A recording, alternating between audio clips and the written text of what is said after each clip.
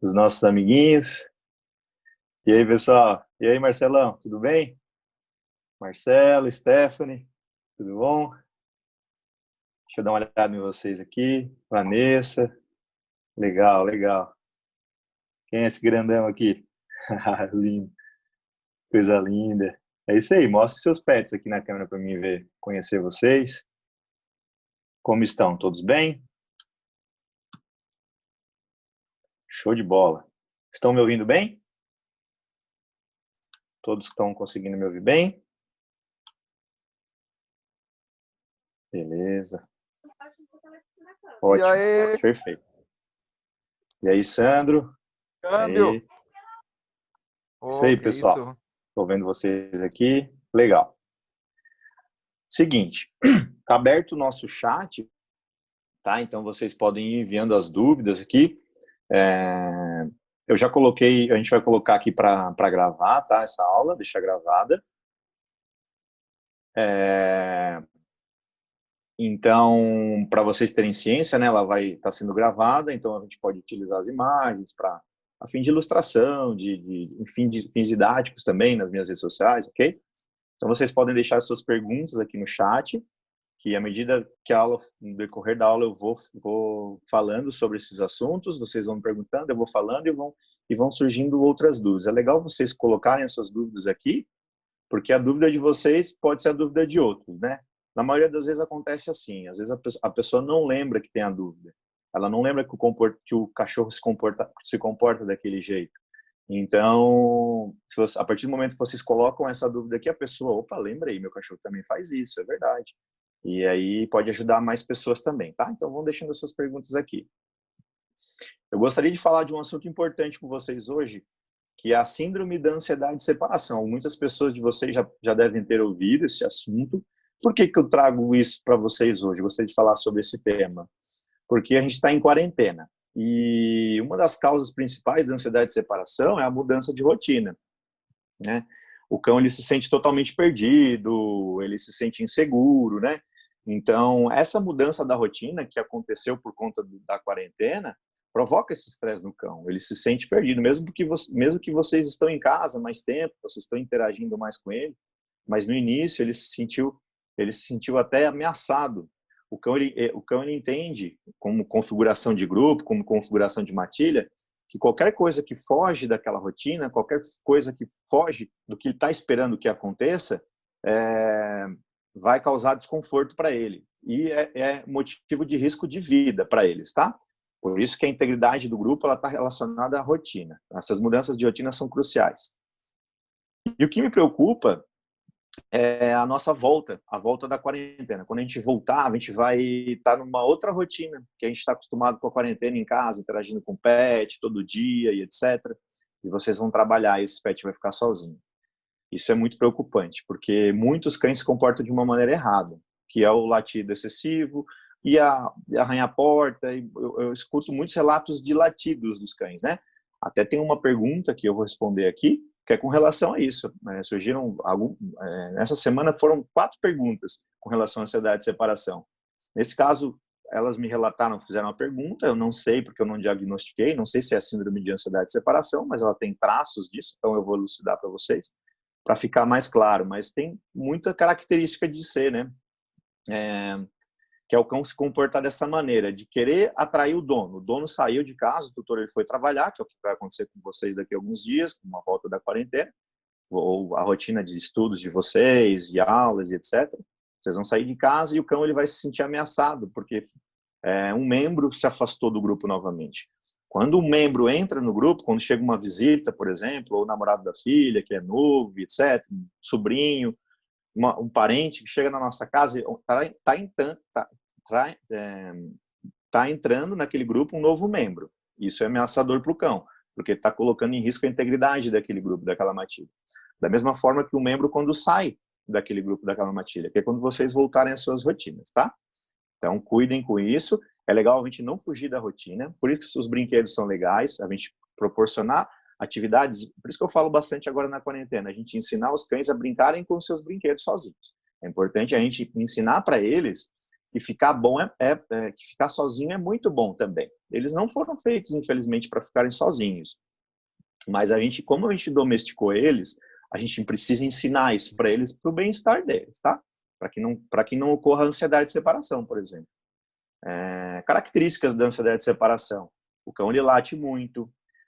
Muitas pessoas confundem, né? Meu cachorro, ele está depressivo, ele não tem ansiedade de separação, porque acha que a ansiedade de separação é só euforia, mas não.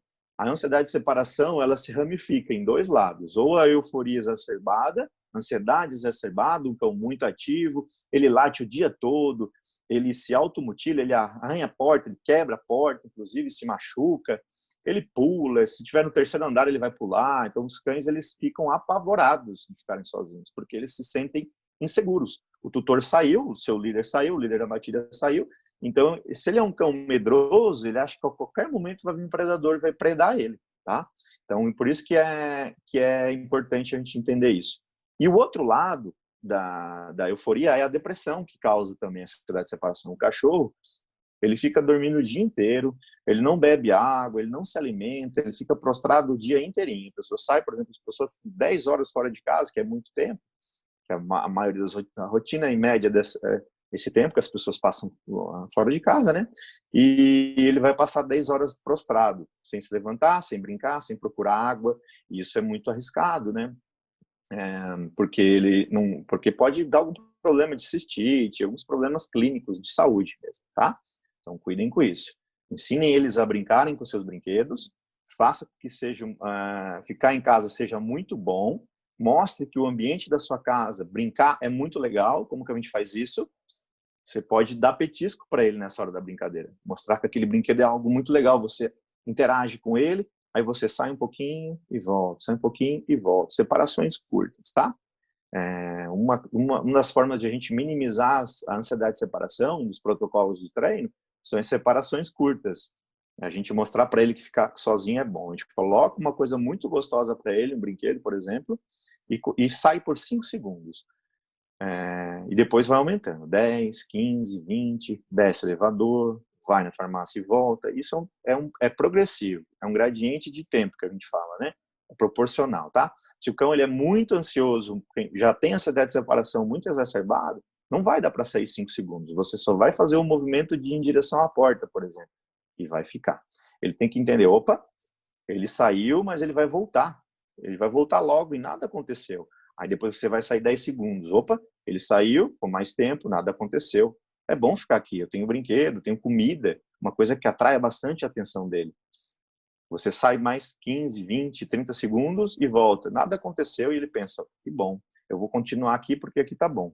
Tá com petisco, nada aconteceu e assim progressivamente. A gente tem que entender que isso tem que ser a gente tem que ter bastante persistência e repetição, tá? A maioria dos cães, eles aprendem por repetição, assim como nós humanos também. Os humanos são assim. Aprende por repetição, tem que repetir, repetir, repetir, repetir, até que a gente aprende, tá? Então é assim.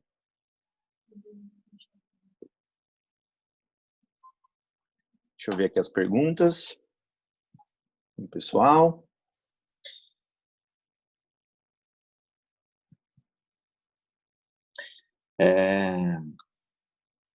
Caroline. Boa noite. É possível adestrar um animal já adulto, idoso? O processo é o mesmo? É possível sim, tá? Boa pergunta, Caroline. Obrigado.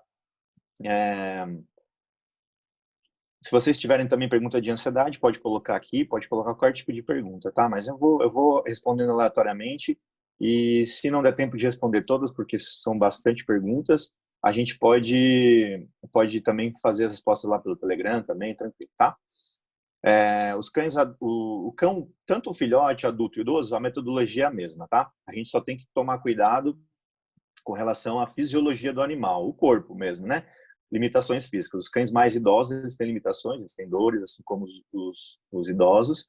Então, a gente não vai forçar nenhum tipo de comando, nenhum tipo de atividade, nenhum tipo de passeio muito brusco. A gente vai condicionar fisicamente esse cão, tá?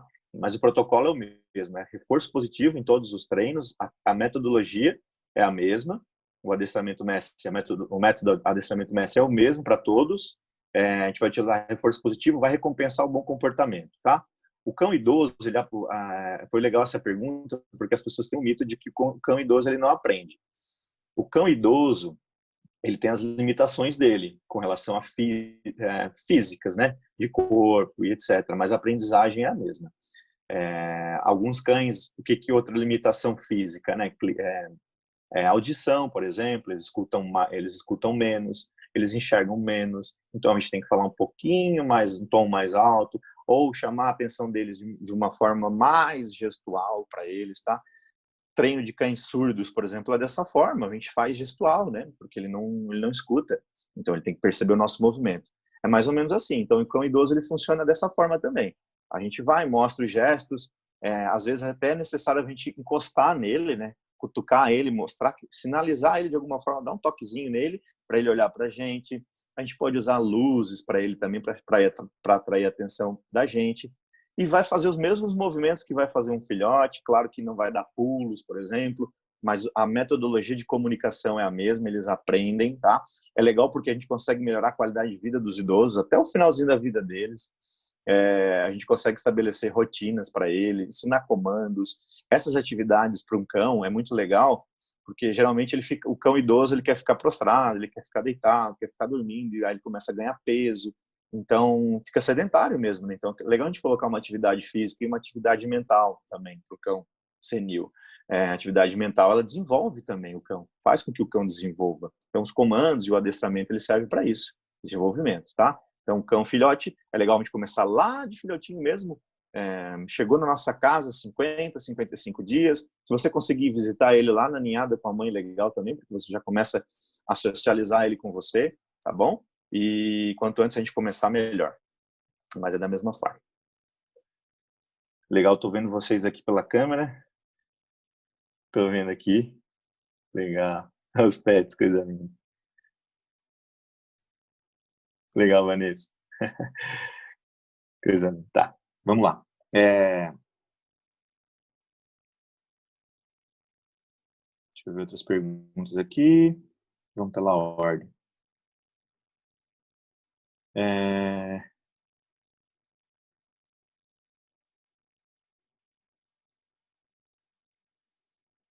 Tem um animal, vamos lá, quem é esse aqui? Não tem o nome.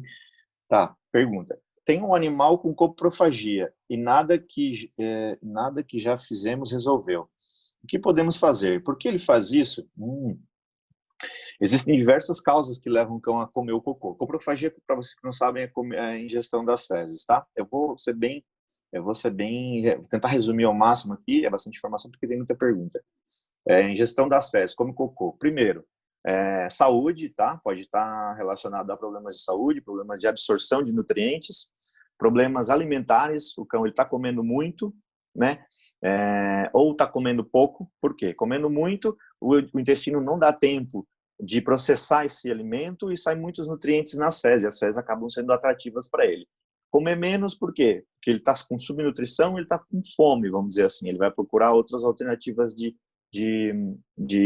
sanar isso, tá? Então tem que cuidar.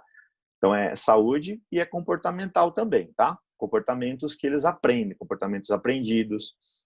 Geralmente ele pode ter visto outro cão fazer isso. As fezes, elas são muito atrativas quando elas têm uma quantidade de proteína grande, quando a alimentação do cão é rica em proteína, por exemplo, tutores que dão carne para o seu cão, ela deixa a característica das fezes, ela muda e deixa muito mais atrativa. Os cães, eles gostam bastante das fezes de equinos, de gatos, por exemplo, porque a composição da ração é diferente, tem taurino, de equinos, né, eu falei, até dos humanos, né, de pessoas errantes, mendigos, etc. Acontece. Tem um estudo que mostra que a coprofagia ela é positiva, né, o cão ingerir fezes de outros cães, etc. Não como uma forma rotineira, claro que não,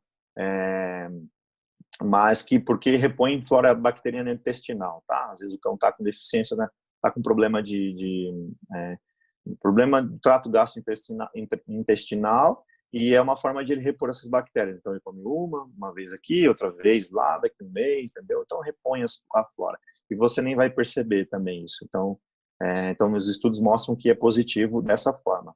Se não for dessa forma, é negativo, né? Porque é um transtorno comportamental. O cão, ele está ingerindo todo dia, ele ingere a dele, ingere de outros cães, já de outros animais, e não está nem aí, tá? É uma forma de competição também com as fezes, então é importante ficar atento a isso, tá? Falou que que fez de tudo e não resolveu, né? Tem produtos que a gente pode usar nas fezes, tem produtos orais, tem produtos para mudar a alimentação do cão, por exemplo, tirar um pouco de proteína, regular, tá? Sempre balancear, converse com o seu veterinário, faça os exames de sangue, bioquímicos, para ver como que está no sangue, como é que está o sangue dele, com relação aos hormônios, a sais minerais, tudo relacionado a que poderia causar coprofagia, que poderia levar ele a se interessar pelas fezes, porque pode ser uma deficiência mineral, de sais minerais, ele está buscando nas fezes encontrar isso para repor no seu organismo, é automático. Então faça isso, leve no veterinário, tire essa opção de coprofagia. Tirando isso, a gente parte para o comportamento, que daí é mudar a alimentação, você pode usar mamão, abacaxi, tem a papaína do mamão, que ela é bastante... ela é boa, a bromelaína do abacaxi também ajuda, por quê? Porque vai deixar as fezes desagradáveis. A gente tem que fazer com que essas fezes sejam mais agradáveis possível. Ele não pode ter interesse em comer as fezes, tá? Tem que ser ruim. Tem que pegar as fezes e ser ruim. Você pode usar inibição também, com coleira, ou você mesmo ir lá e evitar que ele pegue essas fezes, tá? É importante sempre estar atento, porque quanto mais vezes ele pegar essas fezes, mais vai ser reforçado esse comportamento. Uma coisa importante, tá? Evite reforçar esse comportamento como? A gente acaba, sem querer, ensinando o nosso cão a pegar. Por quê? O cão, você percebeu que ele comeu a primeira vez, e ele vai comer, na próxima vez você corre lá e pega dele e disputa com ele. Dessa forma, você está mostrando que aquelas fezes são muito interessantes. Ele pensa assim, opa, ele olha assim, ela veio aqui e pegou de mim antes. Danadinha. A próxima vez eu vou pegar antes dela. Ou também ele pode fazer escondido também, para que você não consiga pegar antes dele. Ele entende que as fezes são muito atrativas. Você foi lá e pegou antes dele, você tinha interesse nas fezes, tá? Então cuide com isso. É uma coisa que a maioria dos casos acontece, a gente faz isso sem querer, acaba ensinando isso sem querer para o nosso cão. Então, você tem que recolher escondido, você tem que atrair a atenção dele para outro cômodo, levar ele, quando ele fez, dá para ensinar ele, assim, né? Fez as fezes, chama ele, pede um comando para ele, recompensa. Isso tudo é condicionado. Toda vez que ele fizer as fezes, ele sabe que ele vai ter que ir até você e ganhar a recompensa. Tá? É mais ou menos isso, de uma forma bem resumida. Vamos lá, outra pergunta.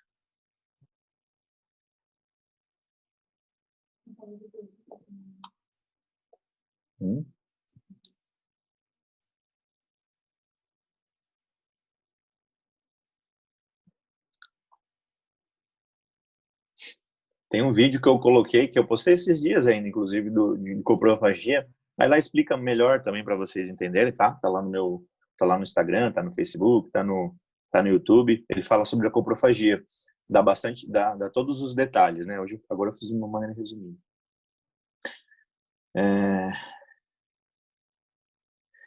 Oi, Amanda. Oi, eu tenho um filhote de quase 3 meses. Já pode começar a adestrar ele? Ele é um filhote de Rottweiler. Legal. Assim como aquela resposta de adestrar um cão adulto ou idoso, o filhote também, tá? Quanto antes a gente inicia, melhor. Tem uma região cerebral do cãozinho, que é o córtex pré-frontal, que está relacionado ao controle de impulsos do cão, tá? Quanto mais cedo a gente trabalha, a gente vai desenvolver essa região, porque a gente vai treinar comandos de fica e espera com ele. A gente vai colocar ele para esperar, ele vai ter que se controlar, se concentrar, para não avançar, para não pegar a comida, para não sair da posição. Isso é autocontrole. E ele fazendo isso, vai desenvolver essa região do cérebro, o córtex pré-frontal. E a gente aproveita para ensinar ele desde novinho, porque ela só matura até os 11, 12 meses, a maturação sexual, mais ou menos, até essa idade. Depois disso, ela já está maturada. Claro que dá para ensinar comandos de autocontrole depois, mas se você faz isso antes, você previne problemas comportamentais depois, tá? Então, por isso começa antes, começa lá, novinho mesmo, 50, 60 dias, já pode começar. A gente vai começar a comunicação com esse cãozinho, vai começar a colocar limites, vai começar a colocar regras, comandos também, já dá até para ensinar comandos, de comandos do não, por exemplo, que é o limite, ensinar para ele que não pode, colocar a mão e afastar ele. Claro que tem que ter toda a sutileza, porque é um filhote, ele é sensível. Tem que ter outra coisa importante também, cuidar com a biossegurança, que é a gente levar a doença para casa. A gente está falando bastante do coronavírus, mas os filhotes também pegam doenças, né? Não o coronavírus não atinge ele, esse nosso coronavírus, né? Eles têm outros tipos de doenças. Mas, por exemplo, a parvovirose, a sinomose, eles não estão vacinados ainda quando são bem filhotinhos. O protocolo de vacinas não foi completo ainda. Então, a gente cuida. Se a gente teve contato com um animal doente, a gente chega em casa e não tem contato com o animal, por exemplo, evita contato com cães que não foram vacinados, tá? E para depois contato com o seu filhote. A questão dos passeios também é importante eu falar, porque é um mito, e eu como comportamentalista, sou veterinário também, trabalho com comportamento, sou especialista em comportamento, então eu sei identificar isso, né? Os colegas veterinários se preocupam com relação às vacinas, para proíbem totalmente o cão acesso à rua, eu entendo, é importante sim, a gente inibir o acesso dele à rua antes de ter o protocolo vacinal, mas a gente tem alternativas para fazer isso. A gente pode levar ele no colo, a gente pode mostrar a rua para ele de uma forma positiva, a gente pode levar em cestos, em carrinhos de bebê, levar no colo. Por quê? Porque é importante a gente socializar o cãozinho. Então, uma janela de socialização que vai até os 90 dias, dos 60 aos 90 dias. Essa janela é a melhor é a melhor idade para a gente socializar o cão. Ele vai ter uma aceitação muito melhor de outros cães, de outros animais, de gatos, de bovinos, qualquer outra espécie de animal, e dos humanos também, dos carros, dos barulhos. Isso é socialização, tá? A gente mostrar para ele que o mundo é uma coisa muito boa. Nada vai causar, nenhuma coisa vai causar mal a ele, nenhuma moto barulhenta vai causar mal a ele, nenhum trovão vai causar mal a ele, fogos de artifício não vão ser prejudiciais para ele, tá? Assim a gente socializa e mostra que essas são coisas legais, tá? E a melhor fase para fazer isso é dos 60 aos 90, porque é uma janela de socialização que ele tem. E quando a gente faz isso dessa forma, lá no início da vida dele, a gente consegue dar uma qualidade de vida muito bacana para esse cãozinho no futuro, porque a gente previne os medos e as fobias, tá? É uma prevenção ótima para a gente para a gente prevenir medos e fobias, brigas com outros cães, agressividade, a gente previne com a socialização e etc. Tá bom?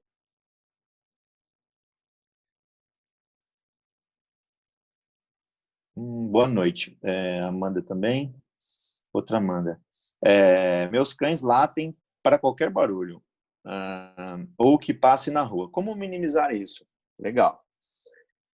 É importante a gente saber que os latidos são naturais dos cães, tá? Por que eu falo isso? Porque eu vejo, infelizmente, algumas técnicas que utilizam metodologia negativa, né? Com coleira de choque, ou a cordectomia, que é um procedimento invasivo que é proibido e é crime também, que é o corte das cordas vocais. Isso é proibido de fazer, tá? Se vocês souberem que algum veterinário fez isso, eu como veterinário falo isso com clareza para vocês, é proibido pelo Conselho Federal de Medicina Veterinária. Então, se aconteceu isso, o veterinário vai estar sujeito à punição, pode ser preso, etc. Tá? Ninguém pode fazer isso. E as coleiras também não é legal, né? Porque causam um desconforto para o cão. Em primeiro lugar, é importante a gente entender qual que é a causa do latido. Os cães eles podem latir por diversos motivos, tá? Excitação, brincadeira, atenção, pedir atenção, né, do tutor através do latido. Ele pode latir por agressividade e uma série de coisas. Então é importante ver qual que é o gatilho do latido, entender isso, entender que o cão precisa latir, só que isso tem que ser de uma maneira controlada, não pode ser excessivo, aí sim. Se for excessivo, aí tem que intervir, né? Tem que ensinar para ele que aquilo não é legal, que está causando incômodo para vocês, e a gente pode usar inibidores nessa hora, né? Antes de usar os inibidores, o inibidor por exemplo, um barulho que a gente faça, que é legal que ele não saiba de onde está vindo esse barulho. A gente fala que um inibidor impessoal, despersonalizado. Ele não está ligado a uma pessoa. Ele veio ao além. Por exemplo, o cão ele foi latir e você fez um barulho, uma latinha com moeda, ou alguma coisa, por exemplo, um aerosol que faz um barulho de ar comprimido. Tem um produto que chama Pet Corrector, porque ele é utilizado por adestradores também. Se utilizado de uma maneira correta, ele funciona muito bem. Eu utilizo em alguns casos, né? Em casos que o cão não é muito medroso, o cão não pode ser nada medroso, porque se ele for medroso, vai gerar mais ansiedade nele, e é uma bola de neve. Uma coisa leva a outra, um comportamento vai levar ao outro, tá? Ele vai latir mais ainda. Por isso que a coleira de choque não é legal, porque vai gerar mais ansiedade no cão. Ele não sabe por que ele está recebendo esse desconforto, esse choque, ou essa punição, vai deixar ele mais ansioso ainda. E se ele estiver latindo por ansiedade, o que vocês acham que vai acontecer? Vai latir mais ainda, infelizmente, tá? Então não vai resolver. Na verdade, isso é contraprodutivo. Em vez de melhorar esse problema de latido, ele vai fazer com que ele lata mais ainda. Então, você pode inibir com barulho, tirar a concentração dele do latido ou de qualquer outro tipo de comportamento, a gente pode usar um inibidor, tá? Mas cuidem com excesso. O barulho, ele tem que ser um barulho sutil, só para atrair a atenção dele e tirar o foco do problema. Lembrem-se, anotem isso que é muito importante. A melhor punição que a gente dá para brigar não é dar susto, não é fazer nada disso. É frustrar ele. Se ele foi latir e não conseguiu latir, a gente frustrou através de um barulho que a gente tirou a concentração dele, a gente frustrou e a gente puniu teoricamente, tá? Indiretamente a gente puniu. Então, isso é legal fazer, frustrar ele de conseguir. Se ele for tentar pegar comida em cima da mesa e ele foi frustrado de certa forma, ou porque você segurou na guia dele, ele não conseguiu, a guia esticou, ou porque ele foi subir e encontrou uma almofada em cima da mesa, ou algo não agradável para ele em cima da mesa, ele foi frustrado. Então, as tentativas que ele vai fazer para conseguir isso vão diminuir cada vez mais, tá? Então, a gente pode usar os inibidores. É importante, então, aqui identificar por que ele está latindo, né? Você fala que ele late para qualquer barulho, ou que passe, ou pessoas que passam na rua, acredito. Então, tem que identificar, tem que mostrar para ele que essas coisas são coisas positivas, que ele não precisa avisar vocês daquilo. Se for para pessoas, tem que mostrar que a pessoa é algo bom, socializar ele o máximo possível com as pessoas. Como que a gente faz isso? Mostra a pessoa para ele e associa a pessoa com algo bom. Carinho, brincadeira, petisco, algo que ele gosta bastante. Mostra a pessoa e dá um petisco que ele mais ama no mundo. Ele vai começar a associar aquela pessoa com algo bom. Da mesma forma, o barulho. Vamos supor, você sabe que todo dia passa uma moto na frente da sua casa. Ele late para aquela moto, associa a moto com algo bom. Associa a moto com algo bom, um barulho. Passou a moto, ganhou petisco. Passou a moto, ganhou carinho, tá? Dessa forma, ele vai diminuir os latidos, tá bom? A gente tem 10 minutos, não vai dar tempo de responder tudo, mas fiquem tranquilos, eu vou responder lá no Telegram para vocês, tá? Então, entrem lá no canal, muitas pessoas daqui já estão lá no canal, já percebi aqui. Desculpem por não conseguir responder todas, mas são muitas. E como o Zoom ele tem um limite de tempo de 40 minutos, a gente tem mais 10 minutos. De qualquer forma, eu vou continuar com as respostas aqui e vocês continuem mandando suas perguntas, tá? Elas são muito importantes. Vamos ver aqui.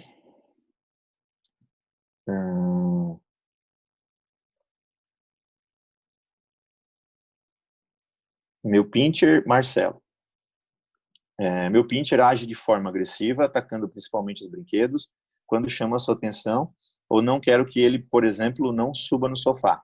Confesso, não saber como agir nessa situação. Além de também latir praticamente até para a própria sombra, ficando pior se tentar silenciá-lo. Legal essa pergunta, tá? É uma transferência de agressividade que a gente fala, né? Uma reatividade exacerbada.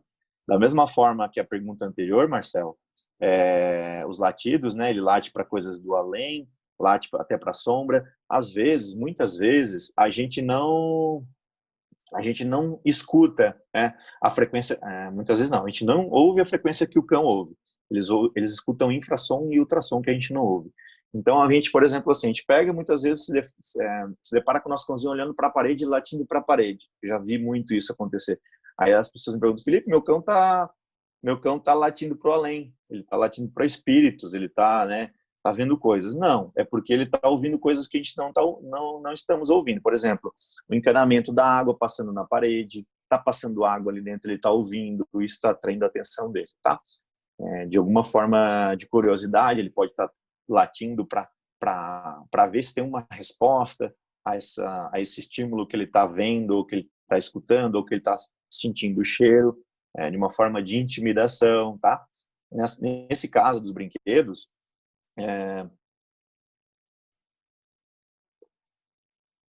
você fala que ele age de uma forma agressiva com os brinquedos quando ele é repreendido, né? Pode ser... Ah, tá ali o pequeno. Que lindo. Pode ser uma forma de transferência, tá? Com a bronca está sendo... você chama a atenção dele de uma forma... Eu não sei se você está utilizando o nome dele, então perceba esses detalhezinhos, tá? Às vezes a gente utiliza o nome associado à bronca, ou associado a chamar a atenção do cão. Vamos supor, ele está fazendo algo errado e a gente fala, Scooby, não, Scooby, para com isso. E o nome dele vai associar algo negativo. A gente vai estar associando o nome Scooby a algo negativo. Então, cuida com isso. Evita falar o nome dele nessa hora, tá? Que você repreender. Você pode direcionar esse comportamento a algo bom. Se você, por exemplo, chamar a atenção dele, você pode tirar os brincos, você prepara o ambiente, você sabe que ele vai executar um determinado comportamento hoje. Todo dia ele executa aquele comportamento no mesmo horário. Você já tira os brinquedos do acesso dele, para que ele não tenha acesso a essa agressividade ao brinquedo. A gente contracondiciona. Está condicionado, é um comportamento que está condicionado, recebeu a bronca, recebeu a inibição, eu não sei se cuida, então presta atenção nas palavras que você está usando, você pode trocar essas palavras, tá? A gente pode mudar essa palavra de chamar a atenção dele, e contracondiciona, você pode levá-lo a executar outro tipo de comportamento nessa hora. Por exemplo, uma brincadeira, se você fala não, por exemplo, não pode fazer algo, e ele olhou para você e ele já procura, na hora ele vai procurar o brinquedo para ser agressivo, você pode chamar ele, o vem, por exemplo, ou fazer algo que ele goste bastante nessa hora, tá? Dessa forma você vai tirar o foco dele dos brinquedos. Nessa hora, o foco dele principal vai ser os brinquedos. Ele vai procurar os brinquedos. Se não tiver brinquedo ali, ele vai se frustrar, porque ele não vai ter brinquedo para descarregar essa energia. A gente fala que isso é transferência de reatividade ou transferência de agressividade. Às vezes ele não é agressivo, às vezes ele é um cãozinho reativo. Ele está reagindo por causa daquele estímulo. Eu acredito que seja isso, Marcelo, uma reação a um estímulo ocasionado pela sua voz, pela sua entonação de voz. Você aumenta o tom de voz, você fala mais alto com ele, provavelmente, né? Então, pode estar relacionado a isso, tá? Pode ter um desconforto também, de audição. Às vezes você fala muito alto e pode causar um desconforto nele, e ele tem essa descarga de adrenalina. Tá lá me ouvindo, ó. A orelhinha dele. Então, tem uma descarga de adrenalina e ele vai direcionar isso para a primeira coisa que ele encontrar na frente. Muitos cães fazem isso, por exemplo, com o pé do tutor, ou com a primeira coisa que ele encontra na frente. A transferência de agressividade, a transferência de reatividade, ela é assim mesmo. Se você tiver com a mão próxima a ele, ele vai transferir para a sua mão. É a mesma coisa com os cães quando eles estão brigando. Se você tentar separar, vai haver a transferência. Se você colocar qualquer objeto, um tênis, ele vai morder o tênis. Se você colocar a mão, ele vai morder a sua mão. Não porque ele quer morder o tênis ou ele quer morder a sua mão, porque ele quer descontar a raiva em você, ou porque ele quer descontar a raiva no brinquedo, ali no caso. É porque é uma transferência. Ele não sabe. A primeira coisa que aparecer na frente, ele vai direcionar isso, tá? A gente tem 4 minutos. Legal, pessoal, agradeço, tem bastante pergunta aqui, eu agradeço demais as perguntas de vocês, continuem mandando as perguntas, vocês podem mandar lá pelo direct do Instagram também, tá? Porque daí eu printo elas e respondo lá no Telegram, todas eu vou responder no Telegram. As perguntas da caixinha dos stories também, a caixinha de perguntas dos stories do Instagram, também não consegui responder, tinha bastante, não consegui responder aqui hoje, mas eu vou responder lá, tá? Respondo no Instagram, no Telegram. Então entrem lá no meu canal, acompanhem lá todas as dicas. A gente vai fazer essas aulas semanais, como eu já falei, né? Toda quarta-feira, então o nosso encontro está marcado. Se vocês tiverem essas dúvidas, eu vou anotar essas dúvidas aqui também, mas todas eu vou tentar responder lá no Telegram. Se eu não conseguir responder alguma lá, por questão de tempo, eu anoto para a gente responder na próxima aula, tá bom?